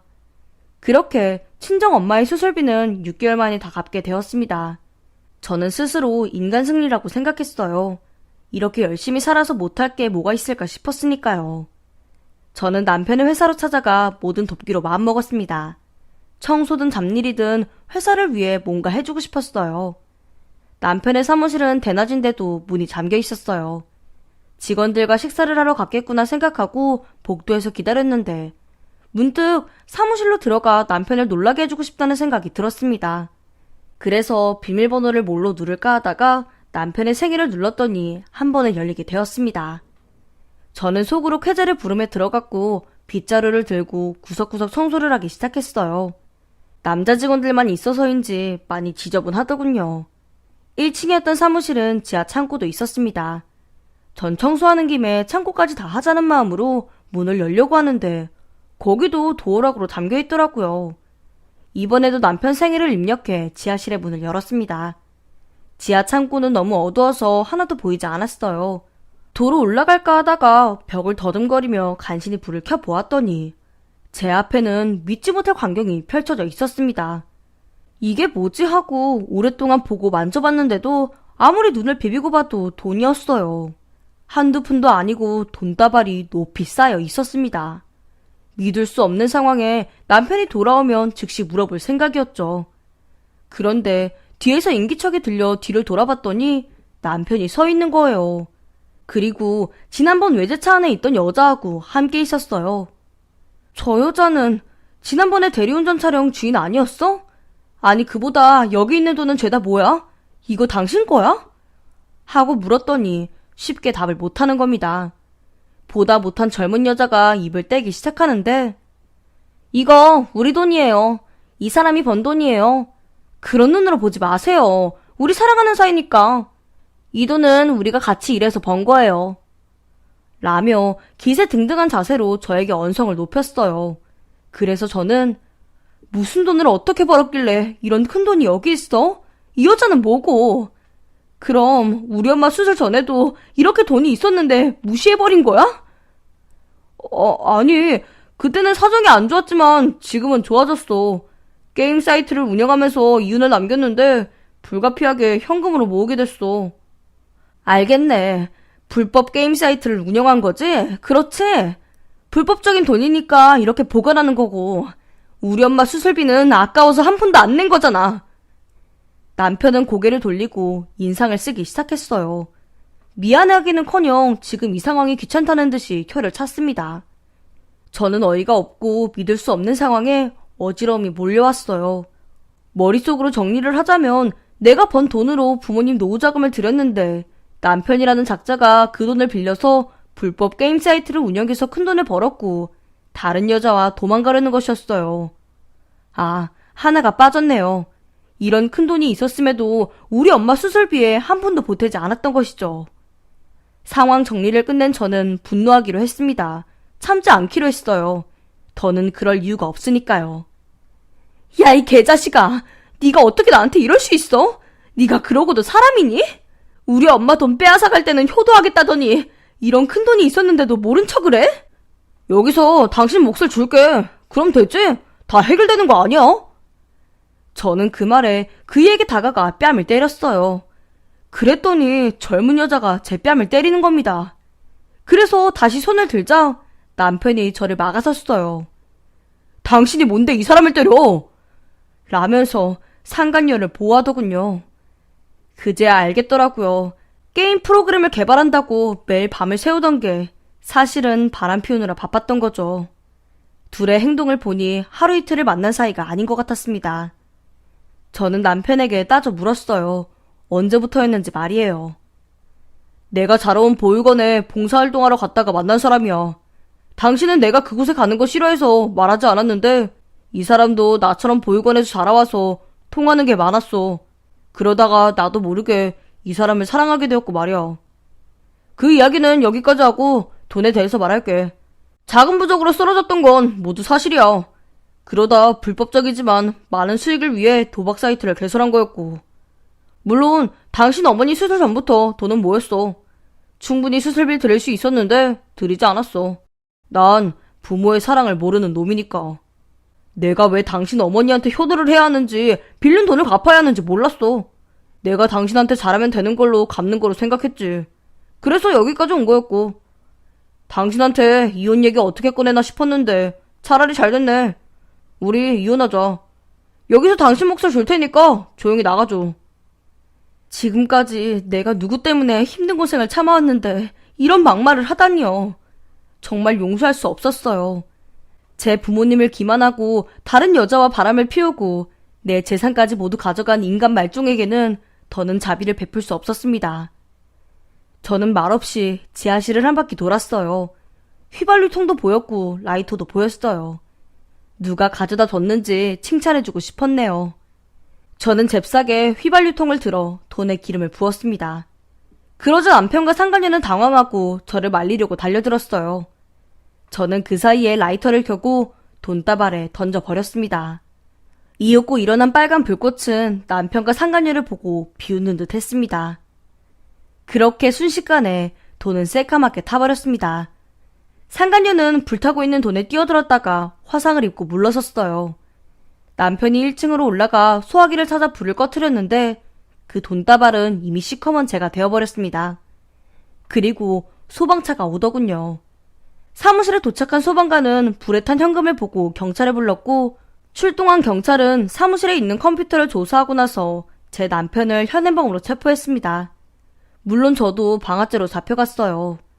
저는 경찰에게 지금까지 일어난 상황을 설명하자 제 마음을 이해한다고 했지만 방화죄는 지워지지 않는다고 하더군요. 실형은 피할 수 있지만 벌금은 못 피할 거라면서요. 그 이후로 남편은 불법 도박 사이트 운영과 사기 미탈세 등 많은 죄를 업고 구속이 되었답니다. 타담한 돈은 모두 정부에 압수가 되었고요. 나중에는 상간녀도 공범으로 구속이 되었어요. 그 둘이 출소하고 다시 재회를 하든 말든 더는 저와 상관없습니다. 경찰이 저에게 남편을 소송하는 방법을 가르쳐 주었고 저는 변호사를 선임해서 제 재산과 엄마의 노후자금까지 모두 돌려받을 수 있었거든요. 저는 돌려받은 모든 돈으로 부모님 고향에 작은 집을 사드렸어요. 제가 그토록 소원하던 일을 이루고 만 것이죠. 그리고 저는 다시 돈을 벌기 위해 공장으로 들어갔습니다. 경력이 있던 저는 쉽게 취업할 수 있었고 숙식까지 모두 제공되어서 돈을 모을 조건으로도 딱 맞았어요. 그리고 버는 돈 일부는 부모님께 용돈으로 붙여드리고 나머지는 저를 위해 적금을 넣기 시작했답니다. 주변에서는 제가 아직 젊으니 좋은 남자를 다시 만날 수 있다고 하지만 남자를 다시 믿는 건 어려울 것 같아요. 제가 그토록 믿었던 착하고 순한 남자가 추악하게 변한 걸 보고 말았으니 말이에요. 제 꿈은 그저 아무 걱정 없이 웃으며 해가 지는 걸 지켜보는 것이에요. 하루하루를 감사하면서 말입니다. 저는 지금 눈코 뜰 새 없이 바쁘게 살고 있습니다. 다른 생각이 들기 전에 피곤해서 잠이 들어버리니 세상 사는 게 아주 어렵진 않네요. 시간이 약이라더니 딱 맞는 말이었어요. 이제는 지난날의 악몽이 거의 다 잊혀진 것 같습니다. 마치 불태웠던 돈다발과 남편의 모습이 회색 연기와 함께 날아간 것 같네요. 앞으로도 이렇게 열심히 살다 보면 인생의 정답까지는 아니어도 해답은 찾을 수 있지 않을까요? 제 사연을 들어주신 분들께 많은 위로와 격려의 말씀 부탁드립니다. 감사합니다. 안녕하세요. 평택에 사는 30대 여자입니다. 매일같이 본 채널 사연을 들으며 하루를 보내고 있는 구독자인데요. 세상에 가장 무서운 게 사람이라는 말들을 많이 하잖아요. 얼마 전 저에게도 그런 사람이 나타나 힘든 시간을 보냈답니다. 제 이야기를 들으시고 많은 위로를 부탁드립니다. 어디서부터 시작해야 할지 모르겠지만 가장 처음 엄마의 과거 이야기부터 말씀드려야겠네요. 저희 엄마는 제가 3살 때 제 아빠를 잃으셨습니다. 자세히는 모르지만 교통사고로 끔찍하게 돌아가셨다는 것만 알고 있어요. 그 이후 엄마는 저를 제대로 키우기 위해 온갖 고생을 하시며 하루하루를 보내셨답니다. 파출부, 전단지, 건물 청소부 등 저를 데리고 다니며 온종일 일만 하시며 악착같이 돈을 버셨어요. 게다가 엄마는 남들과 인연이 되는 걸 싫어하셨어요. 어떤 인연이라도 함께 밥 먹을 돈이 있어야 했기 때문이었죠. 그렇게 한 푼도 쓰지 않고 돈을 모은 엄마는 20년 동안 저를 남부럽지 않게 키워주셨어요. 게다가 그동안 모은 돈으로 3층짜리 상가의 주인이 되셨답니다. 엄마는 명문대에 입학한 저를 보며 네가 내 꿈이다. 이제부터는 네가 삶을 성공시켜야 해. 공부도 열심히 하고 남자도 제대로 된 놈을 만나야 한다. 가난하거나 평범한 사람은 만날 생각도 하지 말고 알았지? 라면서 저에게 신신당부하셨어요. 저는 어릴 적부터 귀가 따갑게 들어온 이야기라 당연히 알겠다고 대답했죠. 하지만 저는 청개구리이었나 봐요.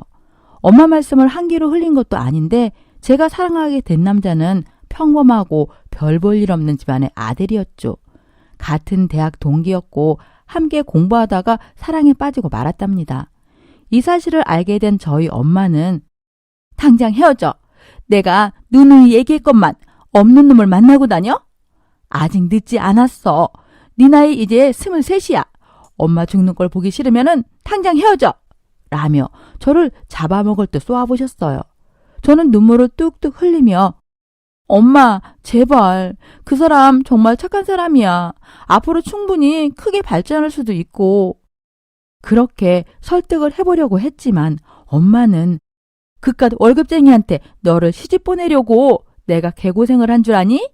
너 엄마가 고생하면서 살아온 거 봤으면 알 거 아니야. 남편이 얼마나 중요한지. 재벌까지는 바라지도 않아. 우리 집보다 나은 집 아들을 만나면 돼. 하고 다그치셨습니다. 이튿날 저는 남자친구에게 이별을 고했어요. 그러자 남자친구는 너와 헤어지느니 죽는 게 낫겠어. 라면서 학교를 나서는 겁니다.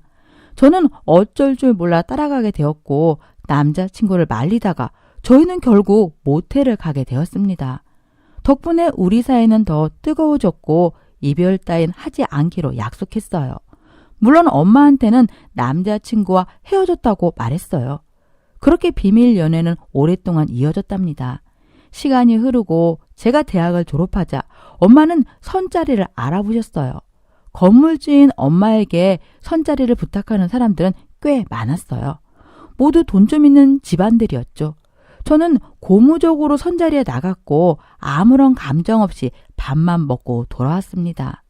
남자친구에게 미안했지만 엄마의 소원이라 어쩔 수 없었어요. 저는 지금 남자친구보다 멋진 사람이 나타나면 어떡하지 하고 고민을 했었는데 선을 보러 나오는 남자들을 보고는 그럴 일은 절대 없었어요. 그렇게 선을 보고 와서 거절만 하는 저에게 엄마가 너는 도대체 얼마나 잘난 남자를 만나라고 그러니? 어제 만난 그 남자 집안이 어떤 집안인지 알아? 양평에 땅을 10,000평이나 가지고 있는 집안이라고. 너 거기로 시집가면은 평생 놀고 먹으면서 살면 돼. 그러니까 생각 좀 바꿔라. 그 남자가 너 마음에 든다고 난리라잖니. 일생일대의 기회야. 저는 엄마를 더는 속이면은 안 되겠다 싶어서 엄마, 나 만나는 남자 있어. 이번 주에 보실래요? 라고 말했더니 엄마의 표정이 굳어지면서 누군데? 선본 남자 중에 있어? 라고 물으셨고 저는 고개를 저으며 더 멋진 사람이야. 만나보면 아실 거예요. 라고 답했답니다. 그렇게 주말에 엄마와 남자친구와 제가 한자리에서 만나게 되었고 엄마는 혹시 대학교 때 만나던 그 친구? 라면서 제 남자친구를 알아보셨죠. 엄마도 기억하네? 엄마, 이 사람 착하고 좋은 사람이에요. 게다가 대기업에 취직했어요. 저는 그렇게 자랑을 했지만 엄마의 표정은 일그러졌습니다. 내가 분명히 이 친구랑 헤어지라고 했었는데 넌 그러겠다고 대답했고 그런데 여태껏 엄마를 속여온 거니?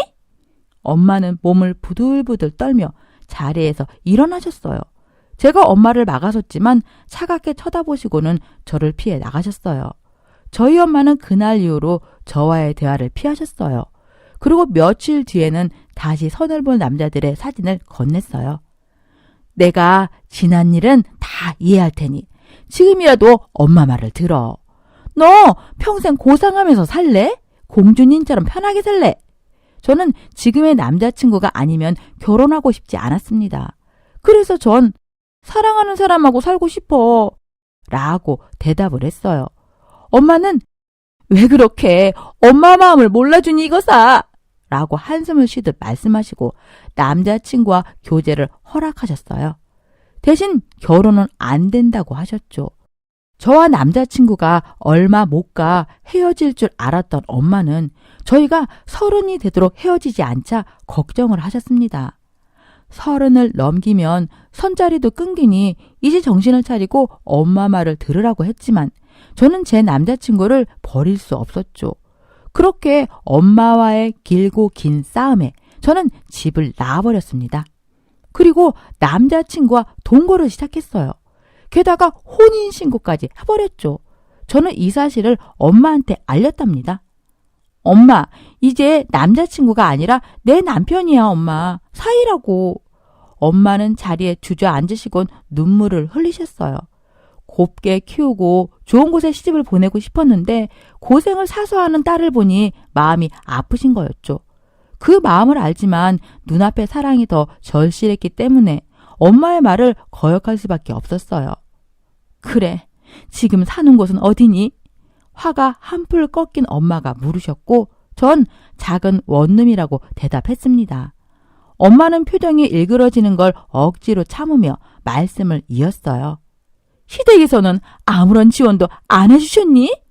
저는 투명하게 말하고 싶어 시댁 사정을 말씀드렸어요. 네, 지금 시부모님은 작은 빌라에서 사세요. 아버님은 아파트 경비 일을 하시고 시어머님은 일을 안 하시고요. 그 말에 엄마는 이마에 손을 집으며 땅이 꺼져라 한숨을 내쉬었답니다. 그리고 뭔가 결정한 엄마가 나가자. 엄마가 아파트 한 채 해주마. 라며 제 손을 잡고 당장 살 집을 사주셨습니다. 그리고 상견례를 하고 결혼식까지 제대로 하자고 일렀고요. 저는 너무 기뻐서 엄마를 끌어안았습니다. 그렇게 결혼식을 치렀고 1년이 지나고 평화로울 것 같았던 제 결혼 생활이 점점 기울어지는 게 느껴졌어요. 남편이 대기업을 다니지만 세금을 제하고 받은 월급으로는 생활비와 적금을 들고 나면은 남는 돈이 거의 없었죠. 물론 저도 직장을 다녔지만 남편보다 못 벌었기 때문에 더 좋은 집으로 이사를 가거나 아이를 낳는 건 사치로 느껴졌으니까요. 그 순간 좋은 집안에 시집을 가야 한다는 엄마의 잔소리가 떠올랐습니다. 하지만 그래도 보통 사람들도 우리와 다를 게 없으니까 열심히 살다 보면 좋은 날이 올 거라고 믿었어요. 저희 엄마는 경제적으로는 도움을 주시지 않으셨습니다. 엄마의 말을 따르지 않았으니 그럴 만도 했죠. 게다가 아파트까지 해주셨는데 무슨 염치로 제가 엄마한테 손을 벌리겠어요. 하지만 시댁은 저와 생각이 달랐습니다. 경비 일을 하시던 시아버님이 갑자기 일을 그만두시고는 장사를 하시겠다는 겁니다. 물론 모아둔 돈도 없으신데 배짱을 부리신 거죠. 저와 남편은 저러다가 말겠지 하고 있는데 매일같이 저희 집에 찾아와서는 돈을 요구하셨어요. 자식이 돼서 부모한테 돈 몇 푼 투자 못하냐? 애비가 돈을 벌면 누구한테 물려주겠니? 하시며 노골적으로 돈을 달라고 하셨죠. 하지만 저희 벌이로는 아버님의 사업에 보태줄 돈이 하나도 없었어요.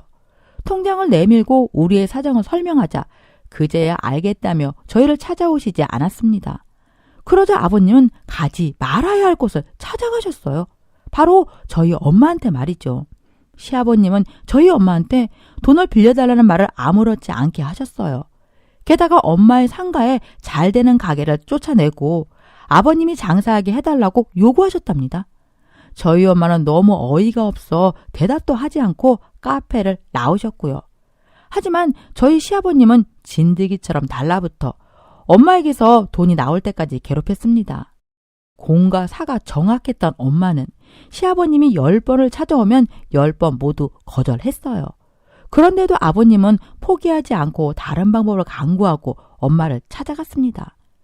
아버님은 사람들이 많은 카페에서 무릎을 꿇고 동정심 작전으로 나가셨어요.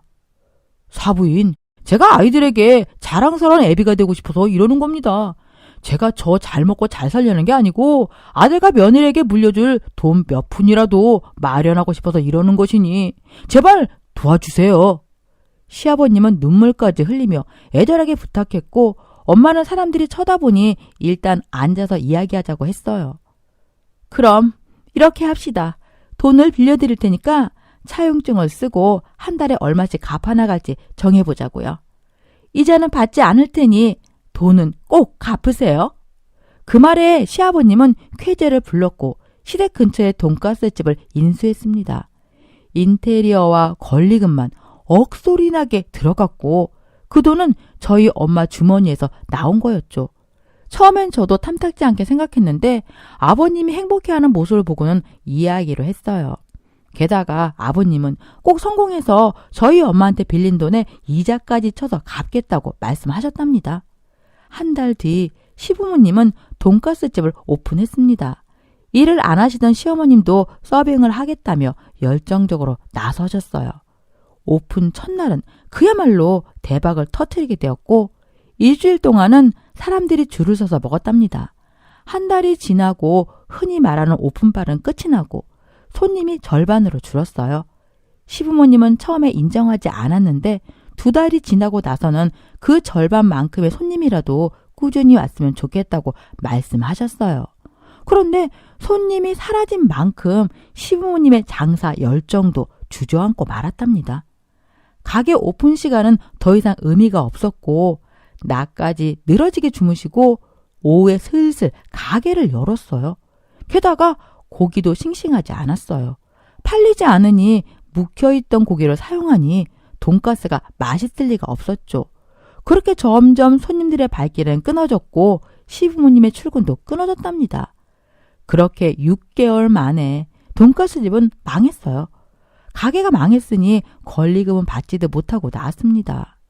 시아버님은 가게 보증금을 빼서 저희 엄마에게 돌려주시기는커녕 다른 사업을 이어가겠다며 큰 소리를 내셨어요. 저와 남편이 말려봐도 소용이 없었습니다. 보름 뒤 아버님이 저희 집을 찾아오셨고 새로운 사업을 시작했다며 자랑을 하셨어요. 아버님의 손에는 무언가 들려 있었어요. 상자에서 주섬주섬 꺼내시더니 다짜고짜 믹서기를 돌리며 얼마나 좋은지 저에게 제품을 설명하시는 거예요. 저는 당연히 선물인 줄 알고 고맙습니다. 아버님 잘 쓰겠습니다. 라고 감사의 인사를 드렸더니 그래 20만 원이다. 라며 저희에게 믹서기를 파시겠다는 겁니다. 보다 못한 제 남편이 아버지 지금 무슨 사업하세요? 다단계 하시는 거죠? 옛날에 당했으면서 또 일을 저질러요? 라며 화를 냈답니다. 그제야 저는 아버님이 들고 온 믹서기의 정체를 알게 되었죠. 아버님은 아주 당당하게 다단계라니? 이것도 엄연한 사업이야. 좋은 물건을 많은 사람들이 쓸 수 있도록 힘을 합쳐보자는데 그게 어떻게 다단계냐? 세아가 너도 나한테 믹서기 몇 개 사서 친구들한테 팔아보는 게 어떻겠냐? 하시며 열정적인 눈으로 저를 뚫어져라 보시는데 난감해 죽는 줄 알았답니다. 남편이 믹서기를 아버님께 돌려드리며 집에서 내보냈어요. 아버님은 욕을 하시며 못마땅한 얼굴로 나가셨답니다.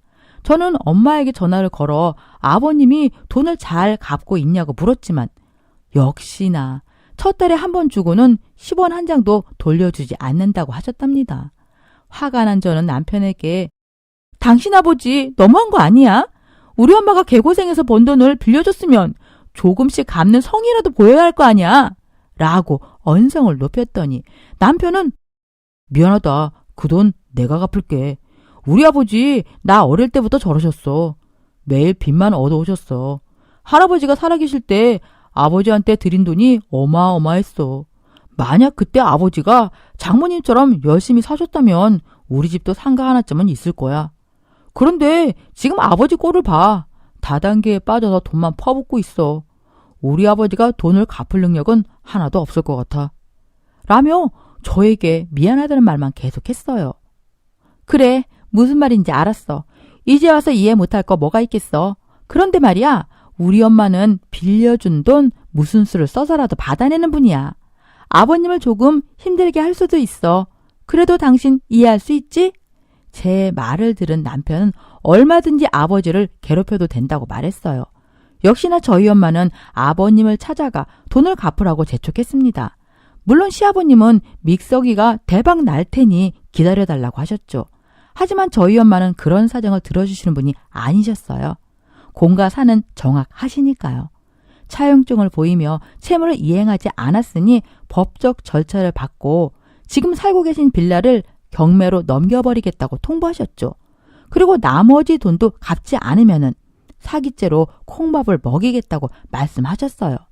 시부모님은 온몸을 부들부들 떠시며 제발 고소는 하지 말아달라고 하며 다음 달부터는 어떻게든 조금씩 갚겠다고 약속하셨습니다.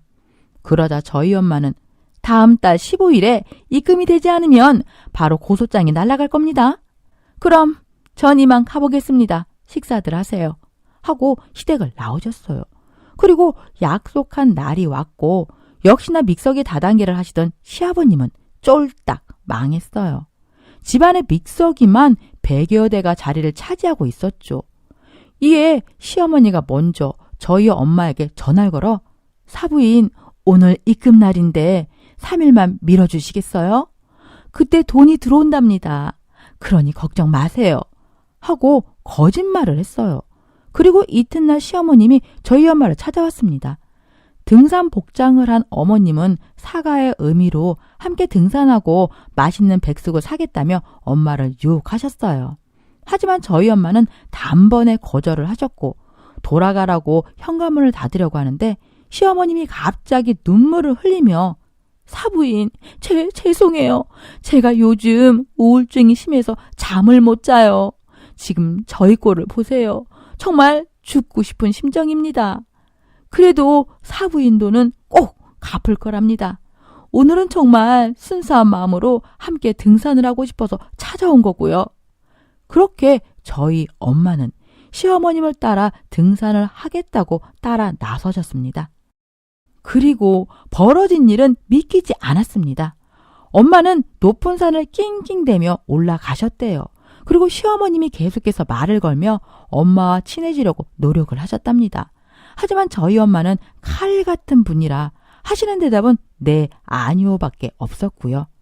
이윽고 아무도 없는 정상에 오른 두 사람은 물을 나누어 마시고 먼 산만 바라보다 산을 내려오게 됐고 하산 중에 저희 엄마가 발을 헛디뎌 낭떠러지로 떨어지고 말았답니다. 시어머님이 119에 신고를 했고 구급대원이 신속하게 엄마를 구했지만 엄마는 의식을 찾지 못했어요.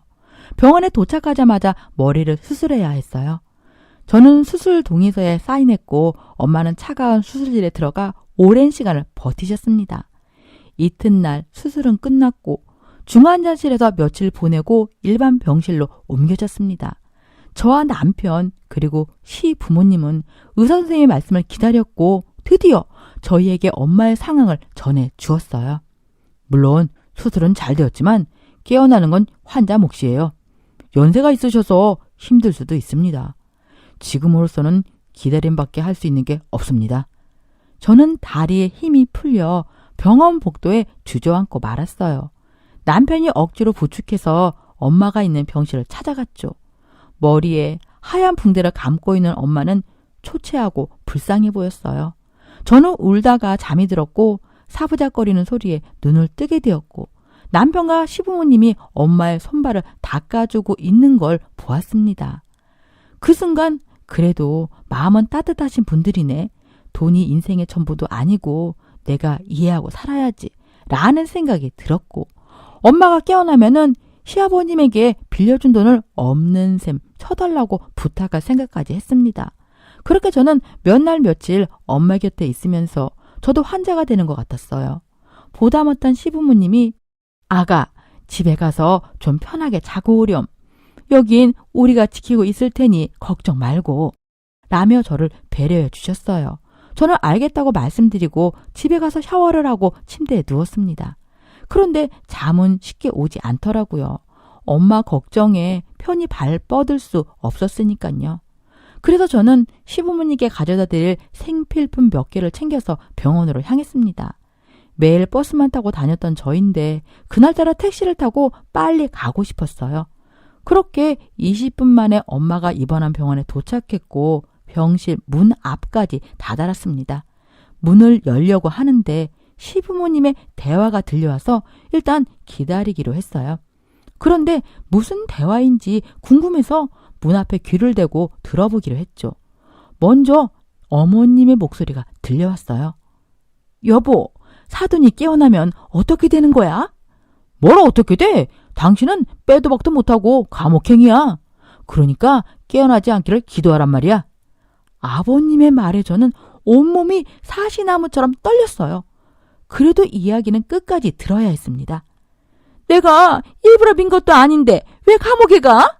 서로 티격태격 하다가 실수로 민 거라고. 실수! 전 그제야 진실을 알 수 있었습니다. 산 정상에 올라 시어머님이 돈을 갚아내지 못하겠으니 고소하지 말라고 부탁을 했을 것이고 저희 엄마가 거부를 했겠죠. 그래서 화가 난 시어머니가 저희 엄마를 밀어버린 거고요. 실수인지 고의인지 진실은 시어머니만 알고 있겠지만 어쨌든 제 엄마를 저렇게 만든 장본인이라는 건 바뀌지 않았어요. 저는 용기를 내서 병실 문을 열고 들어갔습니다. 화들짝 놀란 시부모님은 모른 체하고 딴짓을 하더군요. 그래서 제가 어머님, 아버님 다 들었어요. 저희 엄마를 낭떠러지에서 밀어버렸다고요? 라고 떨리는 목소리로 말했더니 시어머니는 손사래를 치며 그게 아니야, 실수야, 정말이야 하시며 제 손을 잡으셨어요. 이에 시어머니 손을 뿌리치고 용서할 수 없어요. 어떻게 그런 짓을 우리 엄마가 당신들한테 어떻게 했는데 하고 소리쳤어요. 시어머니는 표정이 싹 바뀌셨어요. 예, 내가 네 엄마를 밀었다는 증거가 있니? 그런 거 없거든. 그리고 네 엄마 상태를 보니 깨어나지 못할 것 같구나. 그러니까 너도 마음 정리하고 유산이나 받을 생각이나 해. 물론 유산은 우리랑 나눠야 하는 거 알지? 라며 무서운 말을 뱉어냈습니다. 옆에 있던 시아버지도 고개를 끄덕이며 이제 마음의 준비를 하자 하시며 알 수 없는 미소를 지었어요. 분개한 저는 시부모님을 쫓아냈고 병실에 엄마와 단둘이 남게 되었습니다. 그리고 엄마의 귀에 대고 엄마 미안해. 나 때문에 이렇게 됐어. 내가 엄마 말을 안 듣고 결혼하는 바람에 이런 일이 일어났어. 제발 깨어나. 깨어나서 저 사람들 벌 주고 나랑 새 출발하자 엄마. 라고 속삭였어요. 그러자 엄마의 손가락이 움직였고 턱이 움직였답니다. 그래서 전 바로 호출 버튼을 눌렀고 간호사와 의사선생님이 달려와 엄마의 상태를 살피고는 기적이 일어났다고 기뻐했습니다. 의사선생님은 조금만 있으면 깨어날 거라고 저에게 축하한다고 말씀하셨죠. 이튿날 엄마는 몸을 회복했고 저와 마주 앉아 죽을 먹었습니다. 의사선생님도 이렇게 빨리 음식을 드셔도 될지 모르겠다며 천천히 드시라는 말만 남겼습니다. 죽을 다 먹고 엄마는 저에게 말씀하셨어요. 다 들었다. 어제 네 시부모가 하는 말 말이야. 사랑하는 우리 딸, 이제부터 엄마한테 맡겨. 엄마가 일어났으니 모두 해결할 거야. 그러니 넌 이제 엄마만 믿고 따라오면 돼. 알겠지? 그 말을 들은 저는 눈물을 흘리며 엄마를 안았어요. 엄마는 퇴원까지 한 달이 걸리셨어요. 그리고 처음 한 일이 경찰서에 가서 형사고발을 했답니다. 그 다음 변호사를 선임해 민사소송을 하셨고요. 저희 엄마는 보통 사람과 달랐어요. 하나부터 10까지 어떻게 해야 할지 머릿속에 다 들어있었죠. 시어머니는 과실치사로 구속이 되었고 시아버지는 범죄 공모죄로 구속이 되었어요. 돈을 갚기로 한 다음 날 사건이 벌어졌으니 인과관계가 확실하다고 판단한 재판 결과였죠. 법원에서 본 시어머니는 몸을 벌벌 떨며 전 일부러 밀친 게 아니에요. 실수란 말이에요. 정말 미안합니다. 죄송합니다. 하며 판사 앞에서 두 손이 발이 되도록 빌었답니다. 또 저희 엄마의 얼굴을 보며 애원했어요. 용서해달라고 말이죠. 그러나 저희 엄마는 고개를 가로저으며 씩 하고 미소를 지으셨어요. 제가 보기엔 엄마의 그 미소는 일이 이렇게 될 줄 알았다는 의미의 미소처럼 느껴졌습니다. 그리고 저는 당연히 이혼했습니다. 그래도 착한 남편은 앞으로 살면서 갚을 건 모두 갚겠다고 했어요. 저에게 줄 수 있는 위자료는 모두 주었고요. 엄마도 사위를 미워하진 않았지만 일이 이렇게까지 되었으니 인연을 끊어야 하는 게 맞다면서 두 번 다시 마주치지 말자고 하셨습니다. 그렇게 아프고 힘든 시간이 지나가고 1년이 지난 지금은 엄마의 조언대로 엄마가 소개해준 남자와 결혼을 했답니다. 처음에는 어색하고 불편했는데 새로 만난 남편도 시부모님도 모두 천사처럼 다정하셨어요. 멀리 돌아왔지만 엄마의 소원대로 저희 제대로 된 삶을 찾았습니다. 아참, 다행히 엄마도 건강하시답니다. 사고 후유증이 있지만 정기적으로 병원에 다니시며 치료를 하고 계세요. 저희 이야기는 여기까지입니다. 경청해 주신 모든 분들께 감사드립니다. 오늘의 사연에 여러분의 소중한 댓글 참여 기다리면서 구독, 좋아요, 공유는 물론 알람 설정도 부탁을 드립니다. 그럼 오늘도 함께 읽어주셔서 감사합니다.